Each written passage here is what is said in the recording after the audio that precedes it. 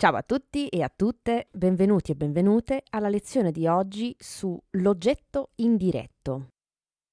Nella lezione precedente abbiamo parlato di soggetto e oggetto della lingua italiana e l'oggetto di cui abbiamo parlato nella lezione precedente viene di solito chiamato oggetto diretto.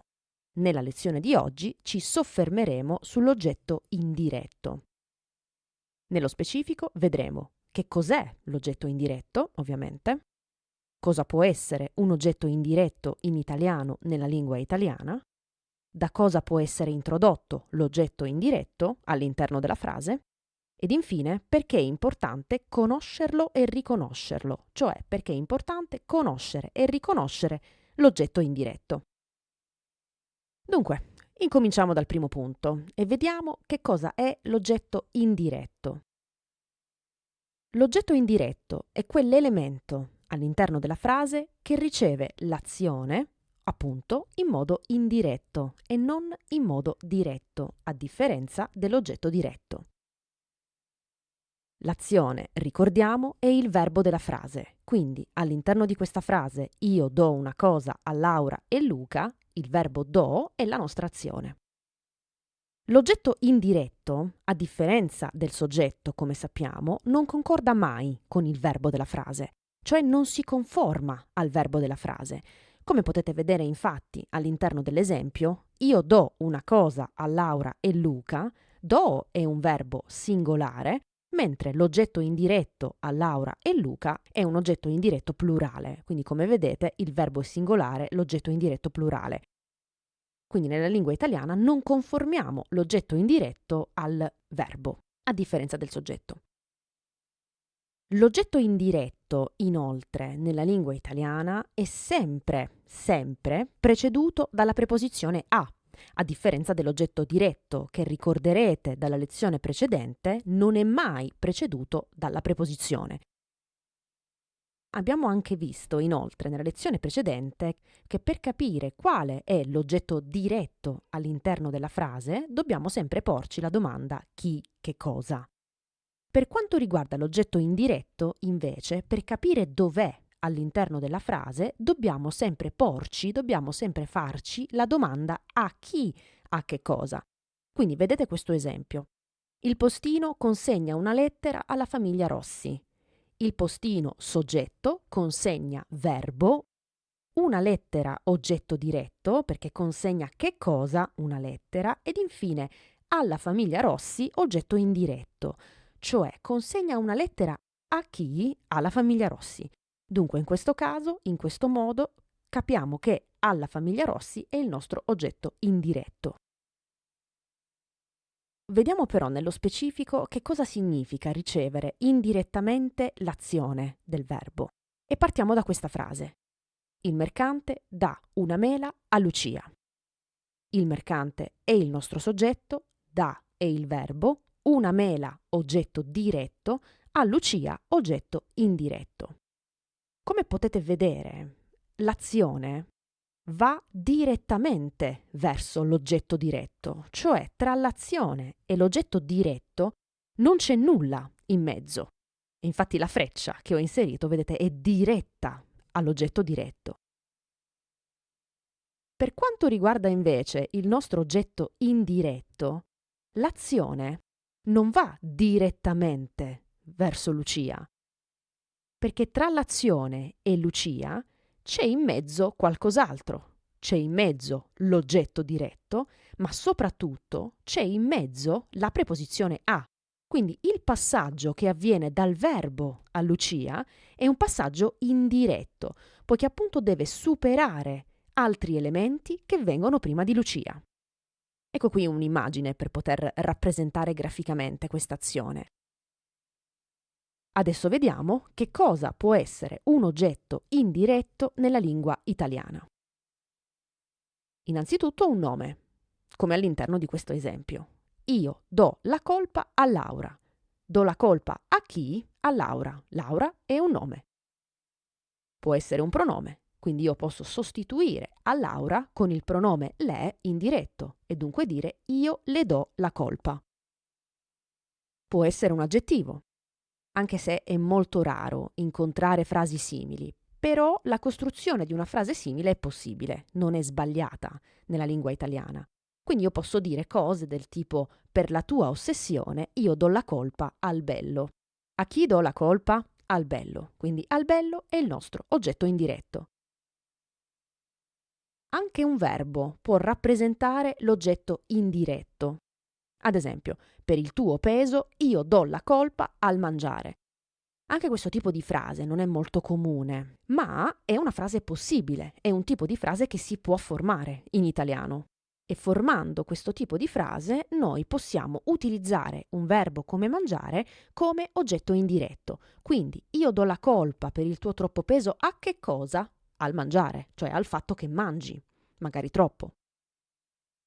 Anche una frase può essere un oggetto indiretto in italiano.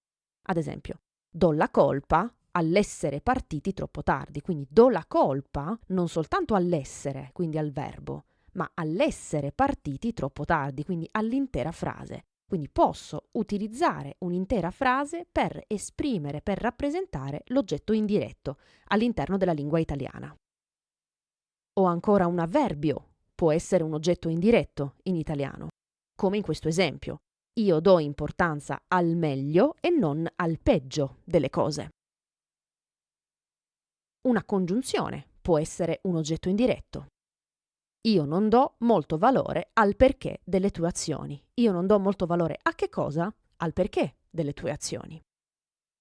Ed infine, come abbiamo visto anche per l'oggetto diretto e per il soggetto, anche articoli, preposizioni e interiezioni possono essere oggetti indiretti. Per quanto riguarda gli articoli e le preposizioni, vale la stessa cosa che abbiamo già detto per soggetto e oggetto diretto, cioè utilizziamo articoli e preposizioni come oggetto indiretto in frasi che parlano soltanto di articoli e preposizioni. E quindi non possiamo essere molto creativi in questo caso. Per quanto riguarda invece le interiezioni, possiamo essere più creativi e quindi creare delle frasi sempre diverse, come ad esempio questa qui. La madre non dava molto ascolto ai di disprezzo del figlio. Quindi oltre possiamo utilizzare altre interiezioni e creare delle frasi di senso compiuto, e dunque non solo frasi che parlano e si riferiscono agli articoli o alle preposizioni, come nel caso precedente. Andiamo avanti e adesso vediamo da cosa può essere introdotto l'oggetto indiretto nella lingua italiana. Può essere introdotto da verbi transitivi, come in questo esempio: al ristorante ci hanno servito un buonissimo piatto di spaghetti. Servire in questo caso è usato in modo transitivo, ci è il nostro pronome oggetto indiretto. Hanno servito a noi un buonissimo piatto di spaghetti. L'oggetto indiretto può essere introdotto anche da verbi intransitivi, come in questo esempio, dove utilizziamo il verbo servire in modo intransitivo. Quindi questo libro ci serve, cioè serve a chi? A noi, per studiare. L'oggetto indiretto può essere inoltre introdotto da espressioni composte da essere più aggettivi. Aggettivi come grato, caro, fedele, contrario, utile, idoneo, dannoso, uguale. Quindi posso dire frasi come io ti sono grata, cioè io sono grata a te.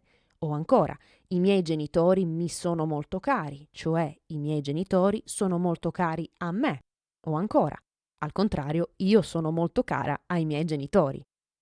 O ancora, questa esperienza le sarà utile. Infine, l'oggetto indiretto può essere introdotto da espressioni formate dal verbo dare più nomi, come importanza, valore, peso, occhiata, significato, senso, una mano. Dare un'occhiata significa controllare. Dare una mano invece significa aiutare. Con questa struttura possiamo creare frasi come dai un'occhiata ai nuovi libri usciti, cioè controlla i nuovi libri usciti. O ancora, Elisabetta ci dà sempre una mano. Elisabetta dà una mano a noi, significa che Elisabetta ci aiuta. O ancora, non tutti danno valore alla cultura. Non tutti danno valore a che cosa? Alla cultura. Dunque, infine, Perché è importante conoscerlo e riconoscerlo, cioè perché è importante conoscere l'oggetto indiretto e saper riconoscere l'oggetto indiretto. Ovviamente, come abbiamo visto nella lezione precedente, è importante per poter capire bene determinate strutture della lingua italiana, alcuni elementi, alcune strutture grammaticali della lingua italiana. In questo caso è importante conoscere e riconoscere l'oggetto indiretto per usare bene i pronomi oggetto indiretto, ad esempio, o per usare e capire bene i pronomi relativi, come a cui, per capire bene alcuni usi del ci, per capire alcune strutture grammaticali colloquiali, come ad esempio il dativo etico. Ho creato un mini podcast su questo, in cui spiego l'espressione mi mangio, molto usata nella lingua italiana, espressione che è esempio del dativo etico, quindi se vi interessa potete ascoltare questo mini podcast dal titolo Verbi riflessivi versus dativo etico. Dunque, siamo arrivati alla fine anche di questa lezione. Io vi ringrazio di aver ascoltato fin qui e vi invito a visionare gli altri episodi del nostro canale. Grazie per l'ascolto e alla prossima!